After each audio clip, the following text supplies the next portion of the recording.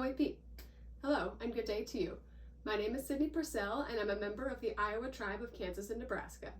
Today I'm going to be showing you how to make your own Ribbonwork applique design pattern. This is an example of a traditional applique skirt, but today I'm going to be showing you how you can make your own out of construction paper, and then you can take this design and transfer it to a skirt, leggings, a beaded bracelet, as you can see here, that matches this applique here. But first, let's go through a little bit of background. The state of Iowa gets its name from the Iowa people. Iowa has historically been spelled many ways. Fun fact, Iowa is not the word that Iowa people call themselves. As a matter of fact, it was a Siouan word. It's what the Sioux people called the Iowa people, but when the colonists arrived, the French and the British, and then the Americans, they did not realize that what the Sioux called the Iowa people was different than what the Iowa people called themselves. In their language, it means the sleepy ones, because I guess we liked to sleep a lot back in the day. Iowa people actually call themselves Bachoje. It is our word that breaks down into ba, which means snow, and choje, which means gray. So we are the people of the gray snow. We call ourselves this because of our traditional bark lodges. They had a smoke hole in the top of them, and the smoke would rise through the hole, and the ashes would then fall on top of the snow, turning the snow gray.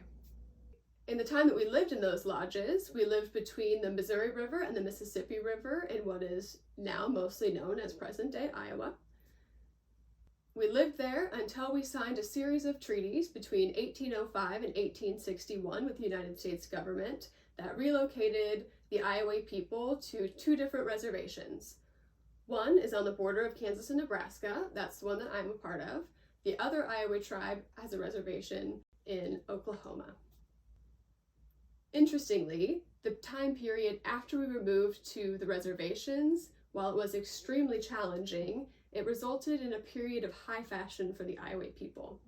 This period was between about 1860 and 1900. And there are a few reasons for this.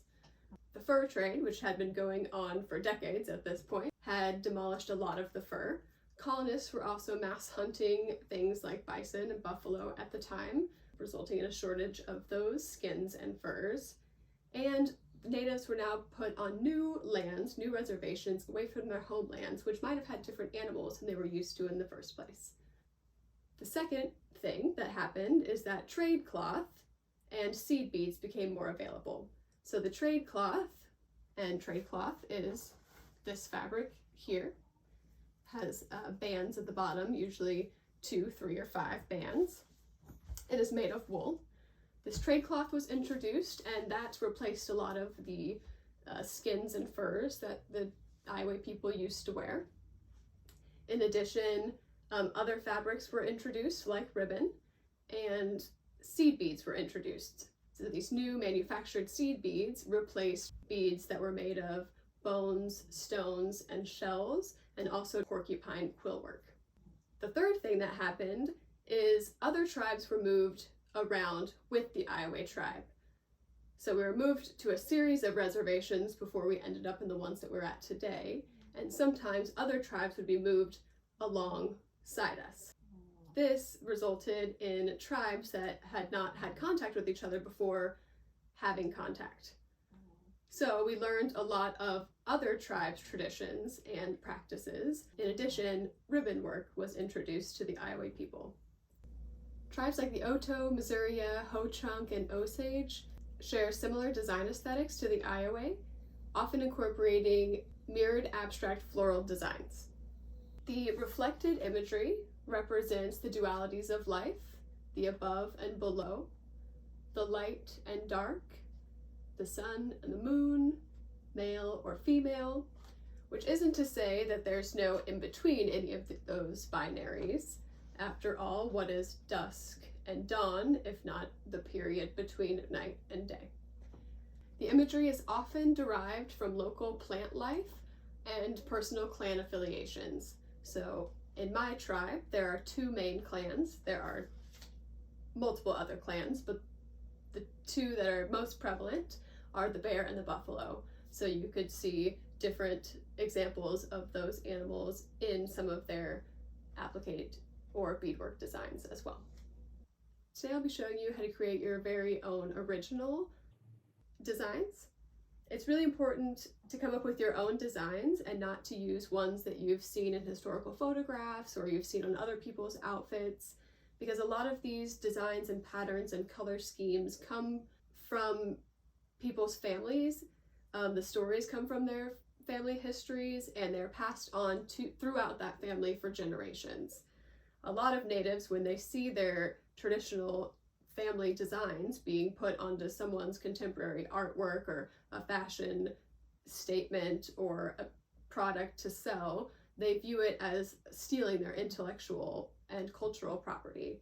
So in order to avoid doing something like that, I'll be showing you how to create your very own original designs out of construction paper. Let's get started. You will need some plant samples, 4 different colors of construction paper, scissors, a writing utensil, and some glue. I had Elmer's handy, but you could easily use a glue stick or rubber cement or whatever you prefer.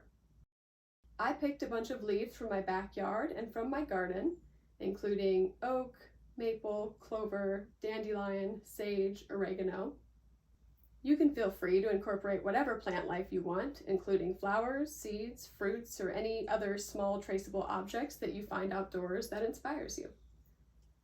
Gather enough materials to be able to experiment with various designs, keeping in mind that your imagery will need to be mirrored across a midline.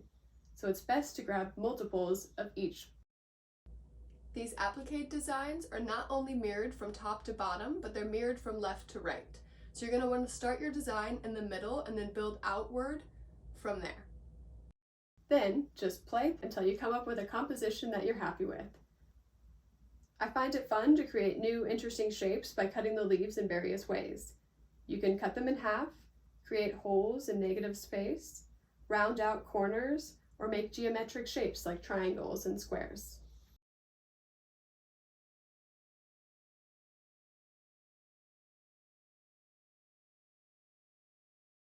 You'll want your design to be repeated on each side, so it helps to build your imagery from a center point and then move outward from there, doing the same thing on top and bottom, left and right.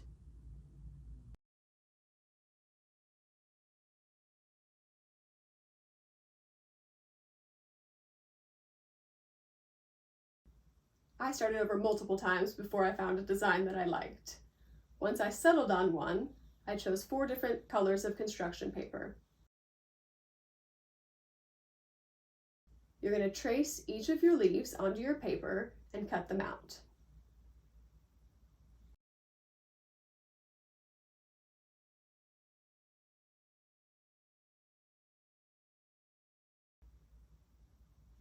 For complicated shapes, I'll fold the paper in half to ensure my design is symmetrical. This is especially helpful for really organic leaf shapes that might not be the same on both sides. Any shape that's above the midline will be cut out in one color, and any that's below the midline will be cut out in another color. Any shape that exists directly on the midline will be cut in half, so you'll only need one of each of those. I'll start by cutting those and placing them on the midline, then building my mirrored design from there. You can either start in the middle or start on the ends. I've started this one in the middle, and I will design outward from here. I also decided that I really liked these little round shapes, and I've incorporated 2 more onto this design, so I'll need to cut out 1 more circle.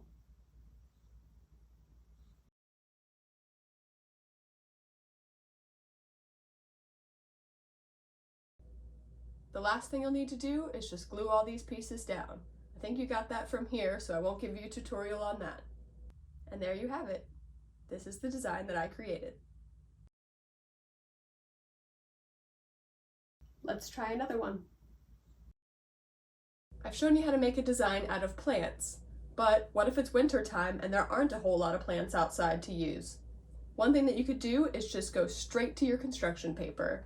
Take out a pencil, sketch some shapes and designs, incorporate whatever interests you have.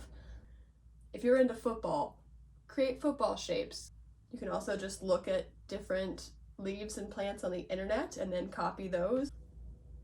Use imagery that's important to you and your family history or your personal stories. I'm part Irish, so I thought it was important to include the clover in my second design that I made. I've chosen a 9 by 6 inch design, so I'll have one 9 by 6 inch piece of construction paper and then a 3 by 9 inch piece of construction paper to glue on top of that one. That will be my background. Fold your pages in half before you cut so you can get perfectly symmetrical designs. I decided to simplify this dandelion shape and turned it into 2 triangles instead. Cut out all your pieces and replace each of the leaves in your design with construction papered cutouts. You'll want your design to be repeated on each side, so it helps to build your imagery from a center point and then move outward from there, doing the same thing on top and bottom, left and right. And here's my completed design. Have fun, be creative. I'm excited to see what you come up with.